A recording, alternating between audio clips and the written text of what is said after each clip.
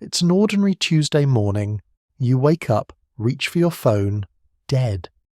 Strange, you think. You charged it overnight. You flick the light switch. Nothing. You glance outside and notice your neighbour doing the same confused dance with their electronics. Within minutes, you realise this isn't a local power outage. This is something else entirely. Welcome to the nightmare scenario that keeps astrophysicists, government officials and emergency management directors awake at night. Not an asteroid strike, not a nuclear war, but something far more insidious. A catastrophic solar storm that could, quite literally, knock our civilization back to the pre-electrical age in a matter of hours. The sun, that life-giving star we barely think about as it rises each morning, harbours within its roiling plasma surface the power to end modern life as we know it. And the terrifying truth? It's happened before. It could happen again. Perhaps even soon. The sleeping giant. A violent star. Let's talk about our sun, not the benign yellow disk we see in children's drawings, but the reality. A massive nuclear furnace approximately 93 million miles away, containing 99.86% of all the mass in our solar system. Every second, the sun converts roughly 600 million tons of hydrogen into helium through nuclear fusion. The energy released from this process is staggering, equivalent to exploding 100 billion tons of TNT every single second. But here's what most people don't realize. The sun isn't stable. It's not a constant, unwavering source of light and heat. The sun is violent, temperamental, and prone to outbursts that would make the most powerful nuclear weapons ever created look like firecrackers. The sun operates on an approximately 11-year cycle of activity, moving between solar minimum, when it's relatively calm, and solar maximum, when its surface writhes with activity. During solar maximum, enormous loops of plasma erupt from the surface, some larger than the diameter of Jupiter.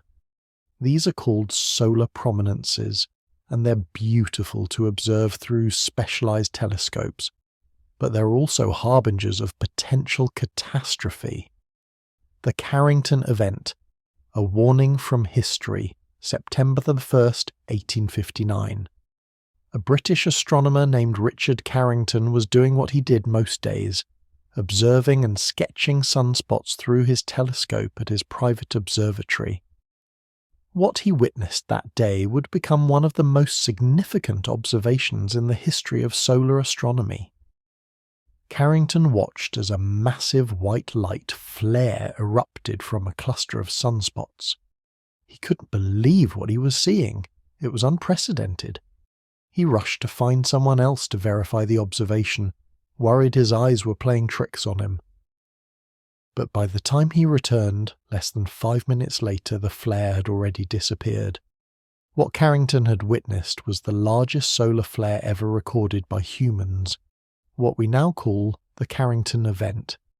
But the real show was just beginning. 17 hours later, the fastest-moving coronal mass ejection ever recorded slammed into Earth's magnetic field. The effects were immediate and extraordinary. Telegraph systems worldwide went haywire. Operators received electrical shocks from their equipment. Papers caught fire spontaneously. Some telegraph lines continued to send and receive messages even after being disconnected from their power sources. The induced currents were that strong. But perhaps most spectacular were the auroras. The northern lights were visible as far south as the Caribbean and Hawaii.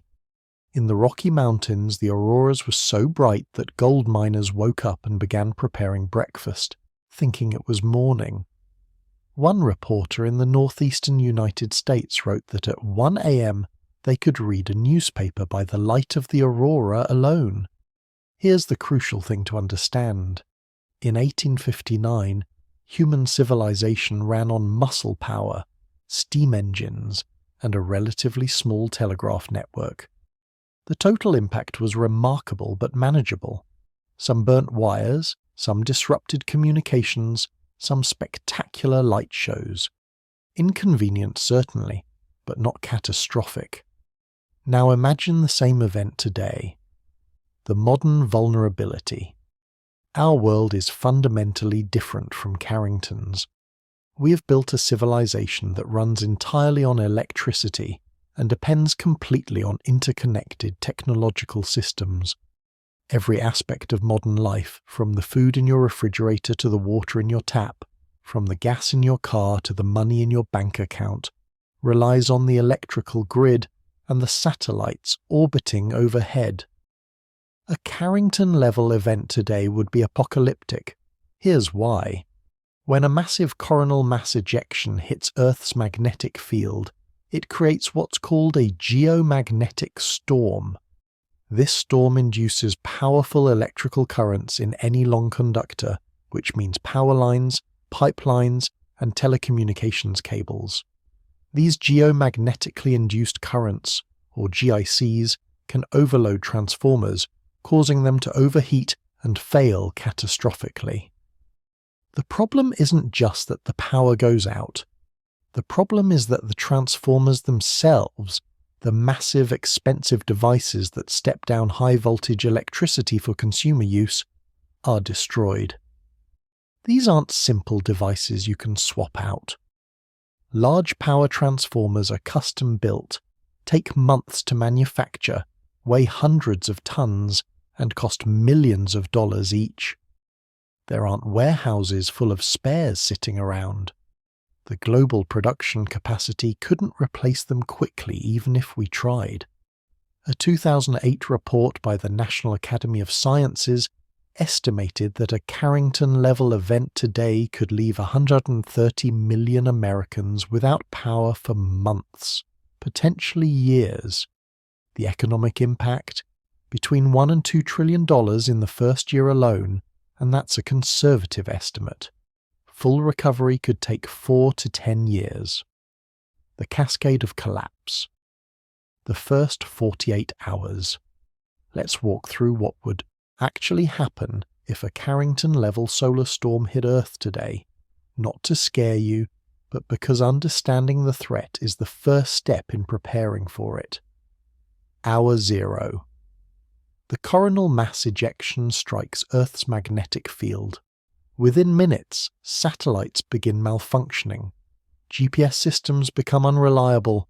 Communication satellites experience errors or complete failures.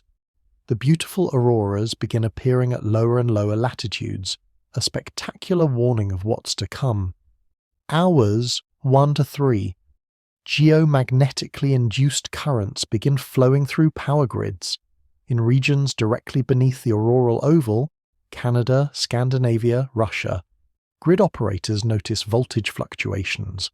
Transformers begin overheating, some catch fire, others explode in showers of sparks and toxic insulating oil. Circuit breakers trip in cascade failures, taking down section after section of the grid. Hours 4:12. The blackouts spread, not just because of direct damage, but because modern power grids are interconnected. When one region goes down, the load shifts to neighbouring regions, potentially overloading them too.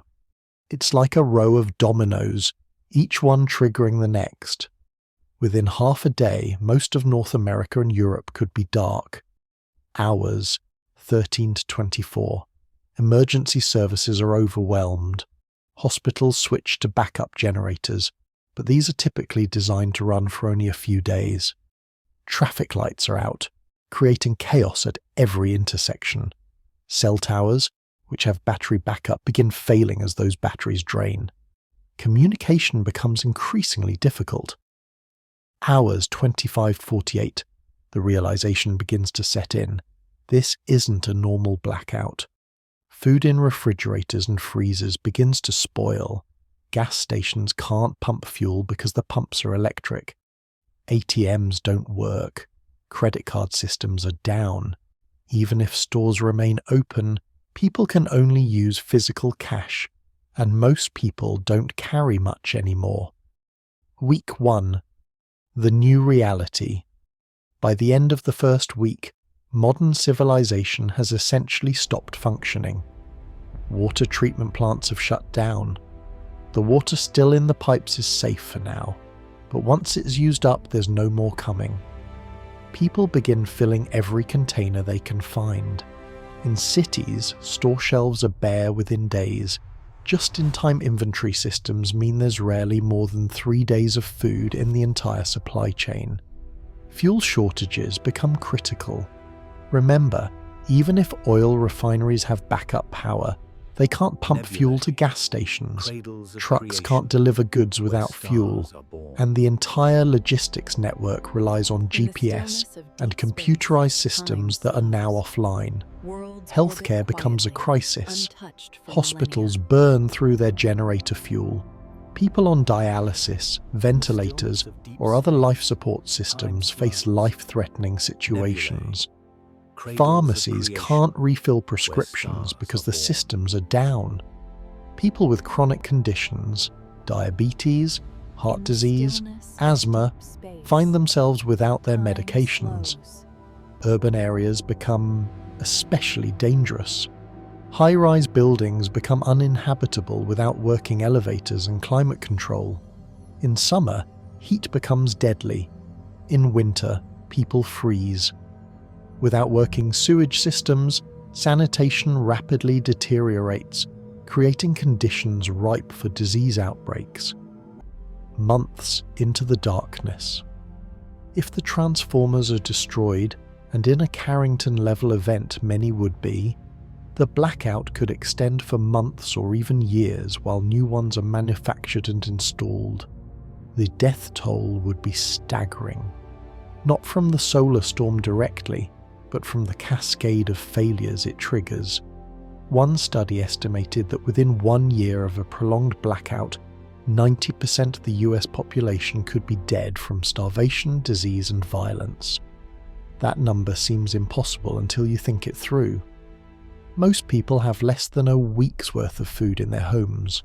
Without power, that food spoils quickly. Without functioning supply chains, no more arrives. Without water treatment, clean water becomes scarce. Without modern medicine, minor injuries become life-threatening. Without law enforcement, who would also be struggling to survive, society breaks down. Rural areas might fare better. They're more self-sufficient with wells, gardens, and livestock. But cities would become death traps. You can't feed millions of people without industrial agriculture and transportation. You can't maintain public health without clean water and sanitation. You can't maintain order without communication systems. This isn't science fiction or doomer fantasy. This is the considered opinion of experts who've studied the vulnerability of our infrastructure. The threat is real, solar storms. More common than you think. Here's something that should concern you. Carrington-level events aren't even the worst-case scenario. They're just the worst we've observed, and we've only been observing for about 150 years. In 2012, just over a decade ago, Earth had a near miss that most people never even heard about. On July 23rd, a Carrington-class coronal mass ejection erupted from the Sun and tore through Earth's orbit. Fortunately, Earth wasn't there at the time. We had passed that point in our orbit a week earlier. If the eruption had occurred a week sooner, we'd all know about it.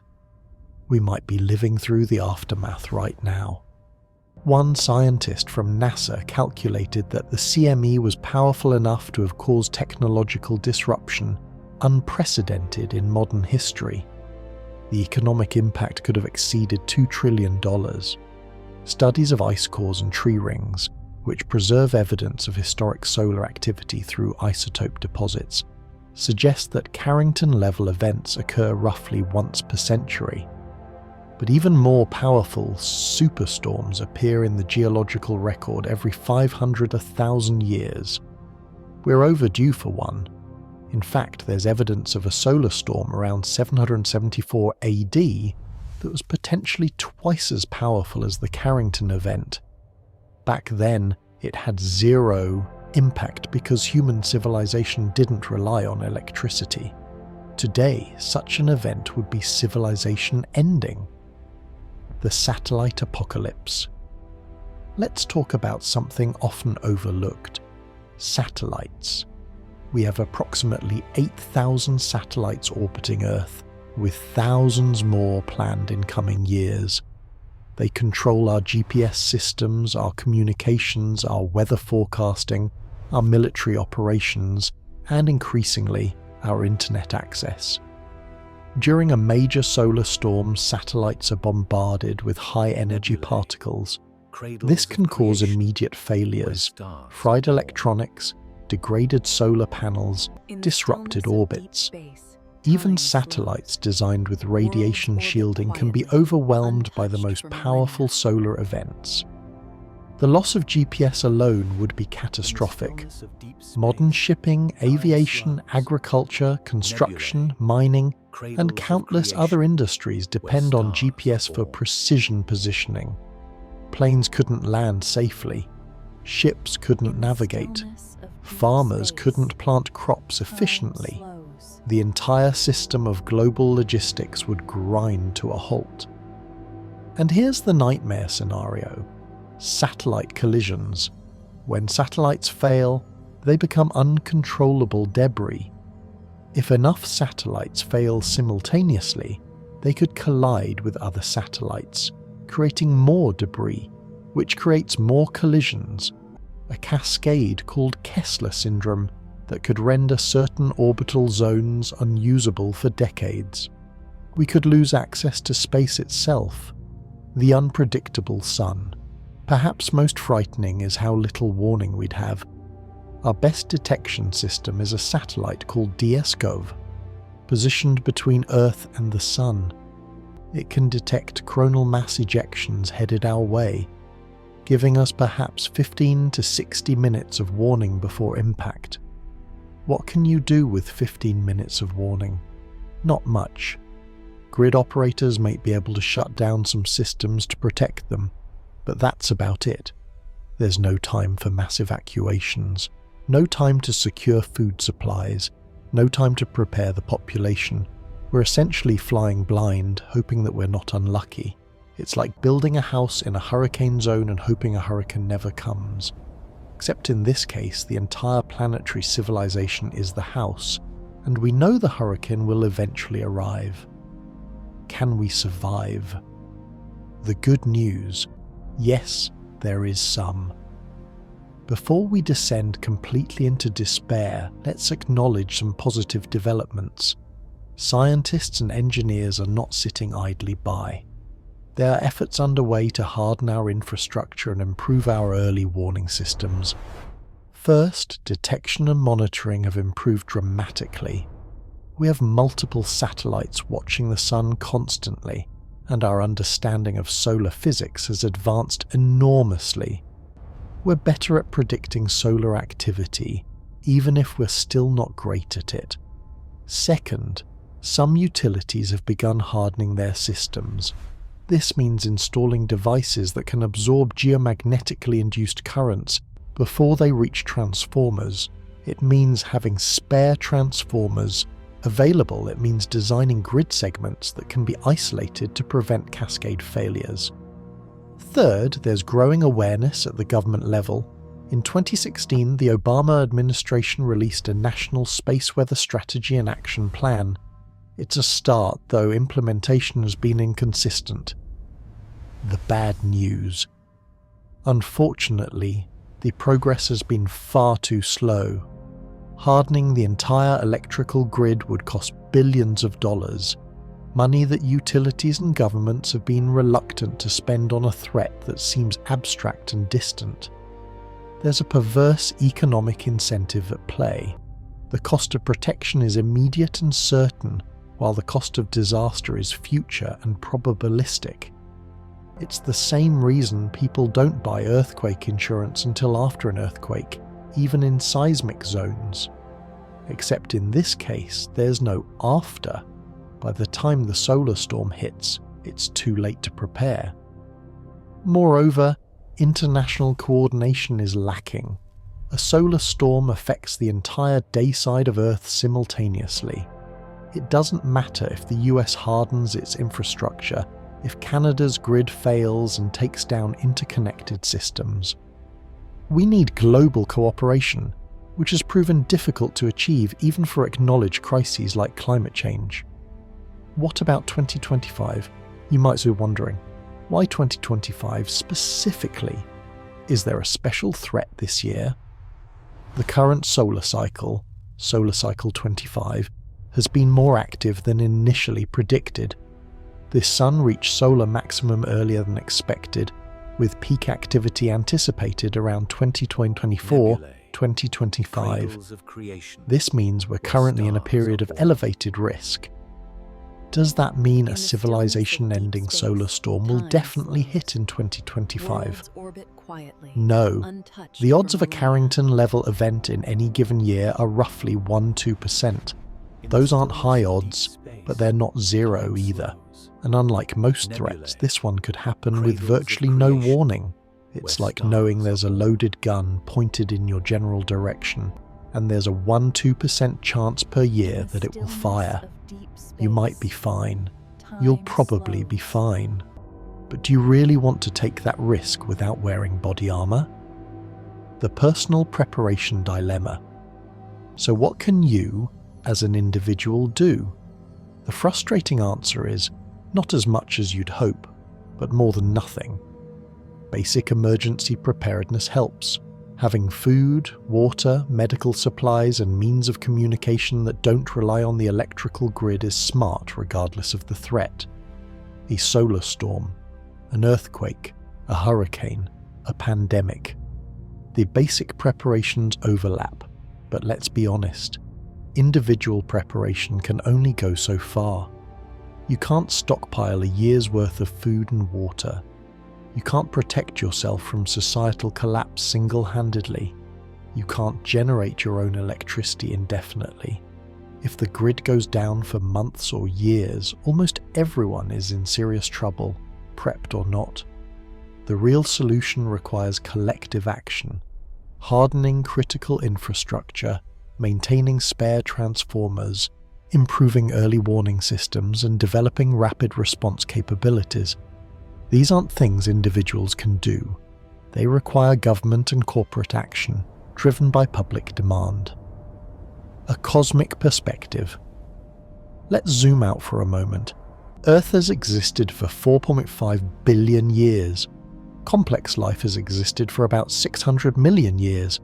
Humans have been around for perhaps 300,000 years. Industrial civilization? Less than 300 years. Our electrical grid? About 140 years old.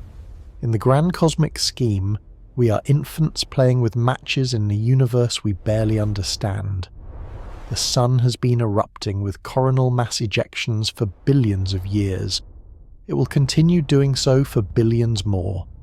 The only difference is that now, for a brief moment in cosmic time, there's a technological civilization nearby that those eruptions can affect. This puts things in perspective. The universe isn't out to get us. The sun isn't malevolent. It's simply doing what stars do. We're the ones who built a civilization that's exquisitely vulnerable to perfectly natural stellar phenomena. There's something almost absurd about it. We've split the atom, put people on the moon, sequenced the human genome, and created artificial intelligence. Yet we remain vulnerable to essentially the same threat that could have disrupted our lives in 1859 if we'd had the same technology then. Other civilizations, other threats. This raises an interesting question. If intelligent life exists elsewhere in the universe, do they face the same vulnerabilities? Any technological civilization that develops electrical technology would face similar risks from their star. Perhaps all advanced civilizations must go through this dangerous period, where they're advanced enough to be vulnerable, but not yet advanced enough to fully protect themselves. This connects to something called the Great Filter in discussions of extraterrestrial life. The idea is that there must be some barrier that prevents the emergence or survival of technological civilizations, because otherwise the universe should be teeming with them, and we don't observe any evidence of that. Could solar storms be part of that filter? Could civilizations regularly advance to our level of technology, only to be knocked back to pre-industrial conditions by their star? It's speculative, but sobering to consider. The climate change parallel. There's an uncomfortable parallel between the solar storm threat and climate change. Both are global in scope. Require expensive preventive measures now to avoid catastrophic consequences. Later, face political and economic resistance due to those upfront costs. Are understood by scientists but often dismissed by the public and policymakers, will be far more expensive to deal with after the fact than before. The difference is that climate change is gradual, while a solar storm would be sudden. With climate change, we can see the progression and adjust, theoretically. With a solar storm, we get 15 minutes of warning, and then it's too late. In some ways, this makes the solar storm threat easier to deal with. The preventive measures are more straightforward and cheaper. But it also makes it easier to ignore because there's no gradual build-up creating public pressure for action. Living under a sword. The statistical reality. Let's do some mathematics. If the probability of a Carrington-level event is 1–2% per year, what's the probability of one occurring within your lifetime? Assuming a 1% annual probability in an 80-year lifespan, the chance of experiencing at least one such event is approximately 55%. If the annual probability is 2%, it jumps to about 80%. Coin flip or better that you'll see this happen. Now, not all Carrington-level events would cause maximum damage. The angle of impact matters. The state of Earth's magnetic field matters. The time of day matters. Whether it hits during solar maximum or minimum matters, but even a smaller event could cause significant disruption. In 1989, a relatively minor geomagnetic storm caused a 9-hour blackout across Quebec, affecting 6 million people. In 2003, a Halloween solar storm caused power outages in Sweden and South Africa, damaged transformers in South Africa, and caused over 50 satellites to report anomalies.